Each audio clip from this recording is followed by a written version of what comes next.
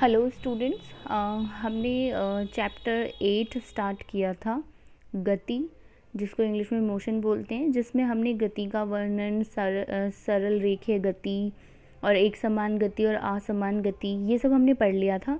ठीक है। उसके बाद हमने यहाँ पे एक न्यूमेरिकल भी किया था, औसत चाल को निकालने का न्यूमेरिकल हमने किया था। अब जो आगे वाला टॉपिक है हम इस पे बढ़ते हैं कि जो नेक्स्ट टॉपिक है ये क्या है। सबसे पहले नेक्स्ट टॉपिक हम पढ़ते हैं 8.2.1, ये है दिशा के साथ चाल। ठीक है, अब हम इसे पढ़ेंगे कि दिशा के साथ चाल क्या होता है। इसमें देखो क्या होता है कि कोई भी वस्तु जो है जब वो एक स्थान से दूसरे स्थान पे जा रही है तो उसने कोई दूरी तय करी है। ठीक है, और किसी भी समय में, यानी कि उसने जो दूरी तय करी है वो एक निर्धारित समय में जो भी दूरी तय करी है तो वो उसकी स्पीड हो जाती है। जैसे हम यहाँ पे देखो, किसी वस्तु की गति की दर और भी अधिक व्यापक हो सकती है अगर हम उसकी चाल के साथ साथ दिशा को भी व्यक्त करें। मतलब पहले हमने उसकी चाल तो देखी, स्पीड तो हमने देखी वस्तु की कि जब वो एक स्थान से दूसरे स्थान पर जा रही है तो वो कुछ दूरी तय कर रही है मतलब एक समय में, कुछ समय में, तो वो उसकी चाल थी।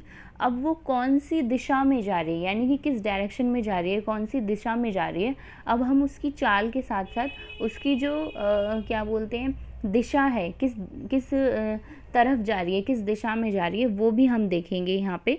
तो उसका क्या होता है कि एक निश्चित दिशा में चाल को वेग कहते हैं। आप इसको अंडरलाइन कर सकते हो यहाँ से, वह राशि जो दोनों पक्षों को, मतलब ये इतना अंडरलाइन कर सकते हो, किसी वस्तु की गति की दर और भी अधिक व्यापक हो सकती है अगर हम उसकी चाल के साथ साथ दिशा को भी व्यक्त करें। जब चाल के साथ साथ, जब किसी वस्तु को उसकी चाल के साथ साथ उसकी दिशा को भी निर्धारित किया जाता है तो वो उसकी क्या हो जाती है, वो वेग कहते हैं उसको। ठीक है, यानी कोई वस्तु अगर मान लो कितनी भी दूरी तय कर रही है और कितने भी समय में दूरी तय कर रही है और वो किस दिशा में दूरी तय कर रही है तो फिर हम उसको क्या कह देते हैं, वेग कह देते हैं।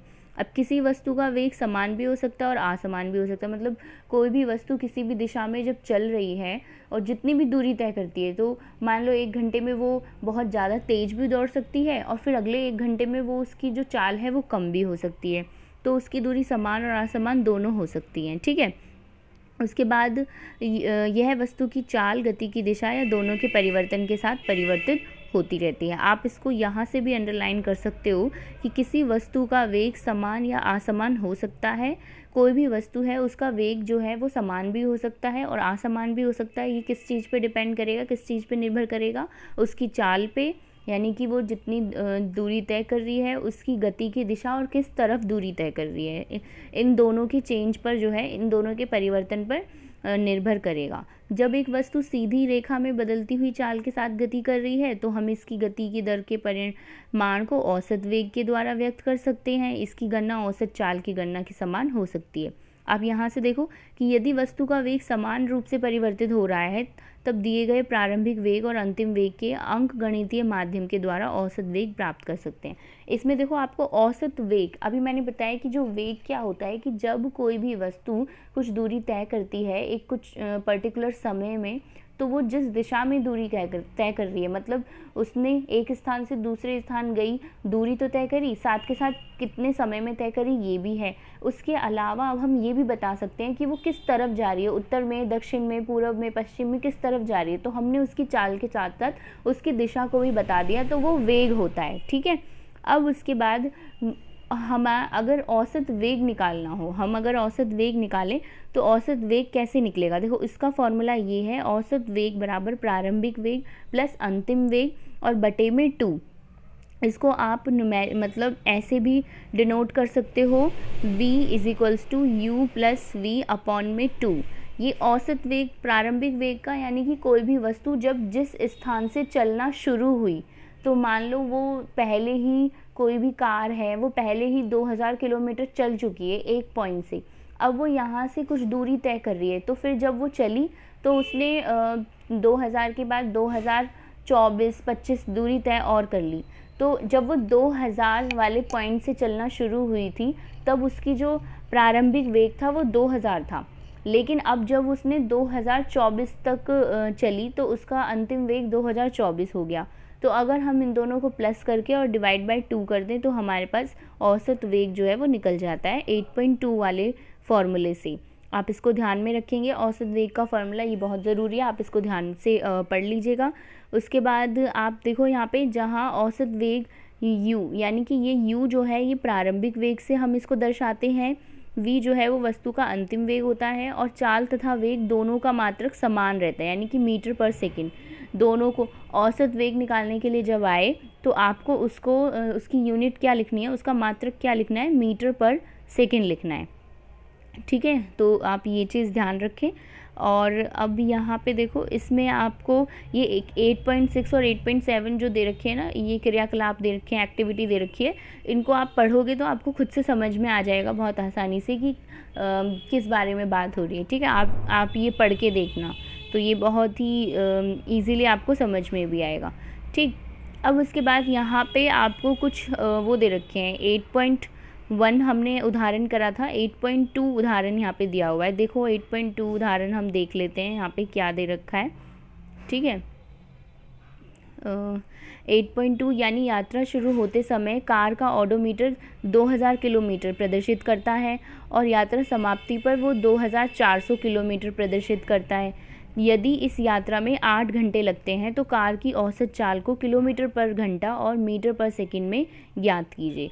देखो ये जो न्यूमेरिकल हैं ये मैं आपको यहाँ पे बता देती हूँ, लेकिन फिर भी जो है हम इनको क्लास में एक बार और अच्छे से कर लेंगे। ठीक है, इसमें देखो आपको क्या क्या दे रखा है कि जो ऑडोमीटर होता है ना, जो कार में बैठे होंगे आप लोग, तो कार के सामने लगा हुआ होता है, उसमें ना स्पीड दे रखी है, तो उसको ऑडोमीटर बोलते हैं। ठीक है, वो ऑडोमीटर होता है। अब यहाँ पे आप देखो कि आपको ये बोला हुआ है कि जब कार स्टार्ट हुई तो वो 2000 किलोमीटर की चाल दिखा रही थी, फिर जब उसकी यात्रा ख़त्म हुई तो उसने 2400 किलोमीटर दूरी तय कर ली, वो भी उस यात्रा में उसे 8 घंटे लगे। तो अब उसकी औसत चाल निकाल लिया। हम उसकी औसत चाल कैसे निकालेंगे, देखो कार के द्वारा तय की गई दूरी निकालेंगे सबसे पहले हम, यानी कि जब जहाँ से कार शुरू हुई थी वहाँ पे वो 2000 किलोमीटर तो ऑलरेडी चल चुकी थी। अब जब उसने चलना शुरू करा तो वो 2400 किलोमीटर उसने दूरी तय कर ली। तो 2000 से 2400 किलोमीटर की दूरी तय करी, तो दूरी तो उसने 24 ही तय करी ना, ठीक 400 ही तय करी। अगर हम कार की दूरी निकालें तो जो उसके जहाँ पे वो आखिर में पहुँची उसको अगर हम माइनस कर देते हैं पहले वाले में से, तो 400 किलोमीटर की दूरी आ जाएगी कार की। ठीक है, और समय हमें दे ही रखा है 8 घंटे। तो औसत चाल का फॉर्मूला हमें पता है, जब हम चाल निकालते हैं क्या होता है, दूरी बटा समय। तो दूरी कितनी है 400 और समय कितना है 8, तो हमने इसको डिवाइड किया तो 50 किलोमीटर पर आवर निकला।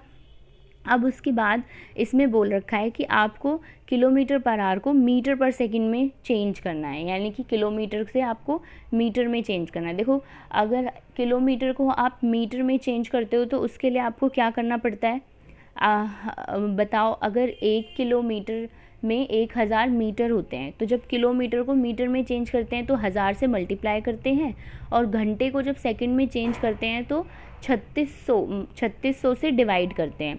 तो जब इस तरीके से 50 किलोमीटर को जब हम 1000 से गुणा करेंगे और 3600 से डिवाइड करेंगे तो हमारे पास जो आंसर आ जाएगा वो आ जाएगा 13.9 मीटर पर सेकंड। तो ये तो हमारे पास निकल के आ गया, चाल निकल के आ गई। अब हमें इसमें क्या निकालना है, इसमें हमें निकालना क्या था, औसत चाल निकालनी थी। ठीक है, तो औसत चाल वो हमारे पास निकल के आ गई, क्या बोलते हैं 13.9 मीटर पर सेकंड। तो इस तरीके से आप जो है वो औसत चाल निकाल सकते हैं कि पहले कार कहाँ पे थी और बाद में वो मतलब प्रारंभिक वेग उसका क्या था और अंतिम वेग उसका क्या था। तो इस तरीके से औसत चाल निकालने वाला तो फॉर्मूला मैंने आपको पहले ही बता दिया था कि उसने कुल कितनी दूरी तय करी और कुल कितना समय तय करा है। देखो यहाँ पे है ना औसत चाल निकालने का फॉर्मूला, कुल कितनी दूरी तय करी है, कुल कितना समय तय करा है, और यही वाला फॉर्मूला भी लगाया है हमने। ये जो 8.2 एग्जाम्पल है इसमें हमने यही वाला फॉर्मूला लगाया है। ठीक है, तो इस तरीके से ही आपको ये फॉर्मूले जो है अगर आप करेंगे तो आपको बहुत अच्छे से समझ में भी आएंगे। नेक्स्ट जो हमारा फॉर्मूला है वो 8.3 फॉर्मूला है, जिसको हम क्लास में करेंगे। ये भी बहुत छोटा सा है, इसमें कोई ज़्यादा वो नहीं है कुछ, आप इसको खुद से पढ़ के देखना अगर आपको समझ में आए। ठीक है, नहीं तो फिर हम क्लास में इसे डिस्कस करेंगे ही। ठीक है, चलिए इसके बाद यहाँ पे आपको यही दे रखा है, ये यहाँ पे 8.3 आ जाइए। 8.3 हम पढ़ेंगे। 8.3 है वेग में परिवर्तन। ठीक है, देखिए, वेग में परिवर्तन क्या है कि किसी वस्तु की एक समान सरल रेखीय गति के दौरान समय के साथ साथ वेग नियत रहता है। इस अवस्था में किसी भी समय अंतराल में वस्तु के वेग में परिवर्तन शून्य है। यद्यपि असमान, देखो अगर मान लो कोई भी कार जो है वो एक समान गति से चल रही है, मैंने आपको क्लास में एक समान गति और असमान गति बताया था। अगर कोई भी कार एक समान गति से चल रही है तो उसके वेग में कोई परिवर्तन नहीं होगा, ठीक है। लेकिन अगर कोई कार असमान गति से चल रही है तो उसके वेग में परिवर्तन होगा अलग अलग जगह पे, ठीक है। तो उसके लिए जो उसमें परिवर्तन होगा उसको हम बोलते हैं त्वरण, बोलते हैं हम उसको, ठीक है। उसको हम क्या बोलते हैं? त्वरण बोलते हैं। और इसको आप यहाँ से देखो, त्वरण का आपको फॉर्मूला मिलेगा यहाँ पे। तो इसमें यही है कि अगर कोई वस्तु एक समान सरल रेखीय गति से चल रही है तो उसका वेग नियत रहेगा, कोई परिवर्तन नहीं होगा। और अगर कोई वस्तु जो है वो मतलब असमान गति से चल रही है तो उसका वेग परिवर्तन होगा। और विभिन्न समयों पर अलग अलग बिंदुओं पर क्या रहेगा, उसकी दूरी जो होगी वो अलग अलग रहेगी। तो किसी भी समय अंतराल पर वस्तु के वेग में परिवर्तन शून्य नहीं होता है, यानी कि चाहे कोई भी समय अंतराल हो, कभी भी वस्तु का जो वेग होगा वो शून्य नहीं होगा, मतलब कुछ ना कुछ होगा, ठीक है। अब जैसे आप त्वरण देखो, अब त्वरण क्या होता है? त्वरण का फॉर्मूला होता है वेग में परिवर्तन और बटे में लिया गया समय। यानी कि जब पहले कार 1 घंटे में 20 किलोमीटर दूरी तय कर रही है, फिर अगले 1 घंटे में कार ने 40 किलोमीटर दूरी तय कर ली, तो पहले तो वो 1 घंटे में 20 किलोमीटर दूरी तय कर रही थी, तो अगले 1 घंटे में भी तो उसे 20 किलोमीटर दूरी तय करनी चाहिए थी। तो 20-20 हिसाब से 40 हो जाता। लेकिन उसने पहले 1 घंटे में 20 किलोमीटर दूरी तय करी, फिर अगले 20 घंटे में उसने 40 कर ली, तो इस हिसाब से 2 घंटे में उसकी 60 किलोमीटर हो गई। तो यानी कि पहले 20 थी फिर 40 कर ली, यानी पहले कम दूरी तय कर रही थी, फिर अगले 1 घंटे में ज़्यादा दूरी तय कर ली। तो समय तो बराबर ही रहा 1-1 घंटे का, लेकिन दूरी चेंज हो गई, पहले 20 फिर 40। तो इस हिसाब से उसके वेग में परिवर्तन हो गया ना। तो त्वरण निकालने का फॉर्मूला होता है वेग में परिवर्तन बटे में लिया गया समय। और आप इसको इस तरीके से डिनोट करते हो कि यदि इसको आप अंडरलाइन कर लो, चाहे बॉक्स बना लो त्वरण वाले फॉर्मूले को, कि यदि एक वस्तु का वेग प्रारंभिक वेग u से, प्रारंभिक वेग तो u से हम दर्शाएंगे, t जो होगा वो टाइम होगा, और v जो होगा वो जो भी आप बदल सकते हैं, मतलब अंतिम वेग जो है बदला हुआ वो होगा। तो त्वरण को आप कैसे लिखोगे? त्वरण को a से दर्शाते हैं, और वेग में जो परिवर्तन होता है उसमें हम v माइनस u करते हैं, यानी कि जो सबसे लास्ट में से हम पहली वाली दूरी को घटाते हैं और बटे में t आ गया, ठीक है। अंतिम वेग में से प्रारंभिक वेग को घटाएंगे v माइनस यू और बटे में t मतलब समय। तो इस प्रकार की गति को त्वरित गति कहा जाता है। आप इसको इस पूरे फॉर्मूले को भी अंडरलाइन कर लो, यदि एक वस्तु का वेग ये वाला भी अंडरलाइन कर लो, और इस तरीके से कि ये जो त्वरित होता है इसको हम क्या बोलते हैं, इसको इस तरह की जो गति होती है उसको हम त्वरित कहते हैं। यदि त्वरण वेग की दिशा में है तो इसे धनात्मक लिया जाएगा, और यदि यह वेग के विपरीत दिशा में है तो इसे ऋणात्मक लिया जाएगा। त्वरण का मात्रक होता है मीटर पर सेकंड। इसको भी अंडरलाइन कर लो, ये भी बहुत इंपॉर्टेंट है कि अगर मान लो जो भी त्वरण हो रहा है, यानी जो भी गति हो रही है, अगर वो मतलब एक ही दिशा में हो रही है, जिस दिशा में कार जा रही है उसी दिशा की तरफ हो रही है, तो सीधे हो रही है, तो उसे हम पॉजिटिव लेंगे, धनात्मक लेंगे। अगर वो विपरीत दिशा में यानी उल्टी दिशा में अगर हो रही है गति तो उसको हम नेगेटिव लेंगे, यानी कि ऋणात्मक लेंगे, ठीक है। यहाँ तक अंडरलाइन कर लो, मीटर पर सेकंड की पावर -2। अब यदि एक वस्तु सीधी रेखा में चलती है और इसका वेग समान समय अंतराल में समान रूप से घटता या बढ़ता है तो वस्तु के त्वरण को एक समान त्वरण कहा जाता है। तो ये भी अंडरलाइन कर लो। मान लो कोई भी कार जो है वो एक सीधी रेखा में चल रही है और वो कभी कम दूरी तय कर रही है, कभी ज़्यादा दूरी तय कर रही है, समय तो बराबर है लेकिन कभी कम दूरी तय कर रही है, कभी ज़्यादा दूरी तय कर रही है, तो उसको हम क्या बोलते हैं? त्वरण कहते हैं। उसको हम क्या बोलते हैं? त्वरण। तो यहाँ तक अंडरलाइन कर लो। आगे चलो, स्वतंत्र रूप से गिर रही एक वस्तु की गति एक समान त्वरित गति का उदाहरण है। इसको भी अंडरलाइन कर लो कि मान लो कोई भी एक चीज़ है, हम उसको ऊपर से गिराएंगे तो वो जब गिर रही होती है तो वो एक समान गति से ही गिर रही होती है, तो ये त्वरित का उदाहरण हो गया। दूसरी ओर एक वस्तु असमान त्वरण से चल सकती है यदि उसका वेग असमान रूप से बदलता है। उदाहरण के लिए यदि एक कार सीधी सड़क पर चलते हुए समान समय अंतराल में असमान दर से चाल को परिवर्तित करती है, तब कहा जाता है कि कार असमान त्वरण के साथ गति कर रही है, ठीक है। तो ये चीज़ तो आप देख सकते हो कि अगर कोई वस्तु सीधी रेखा पर चल रही है और समय भी सेम है और उसने दूरी भी सेम तय करी है तो वो तो एक समान त्वरण हो गया। लेकिन अगर कोई कार सीधी रेखा में चल रही है तो समय तो बराबर है लेकिन दूरी वो अलग अलग तय कर रही है, तो वो हो गया असमान त्वरण। ठीक है, और असमान त्वरण का उदाहरण तो हो गया कि जब आप किसी वस्तु को ऊपर से गिरा रहे हो। और असमान त्वरण का उदाहरण क्या हो गया कि जैसे भी कोई कार है वो कभी धीरे भी चलती है, कभी उसने 1 घंटे में, मैंने अभी बताया, जब भी उसने 1 घंटे में 20 किलोमीटर भी दूरी तय करी, फिर उसने 1 घंटे में 40 कर ली, फिर अगले 1 घंटे में उसने 10 करी, तो इस हिसाब से वो बराबर दूरी तय नहीं कर रही है हर घंटे में। ठीक है, तो वो हो गया असमान त्वरण का उदाहरण। ठीक है, तो ये पूरा ही पैराग्राफ इम्पॉर्टेंट है। यदि एक वस्तु से लेके एक साथ गतिमान है तो ये तो इसको आप पूरा अंडरलाइन कर लेना। ठीक है, अब उसके बाद ये देखो एक्टिविटी 8.8, ये भी बहुत ही मतलब आपको समझ में आ जाएगी, आप इसे खुद पढ़ोगे तो आपको समझ में आ जाएगी, आपको ये भी पढ़ना है। उसके बाद ये वाला जो न्यूमेरिकल है 8.4 वाला, ये वाला न्यूमेरिकल जो है वो मैं आपको बता देती हूँ। वैसे ही कोई इसमें ज़्यादा स्ट्रिक्ट नहीं है, पर फिर भी आपको ये बहुत इजीली जो है वो समझ में भी आ जाएगा। ठीक है, ये देखो यहाँ पे देखो, ये इसको हम इस वाले एग्जाम्पल को हम और भी अच्छे से जो है वो क्लास में करेंगे तो वो आपको और भी अच्छे से समझ में आ जाएगा।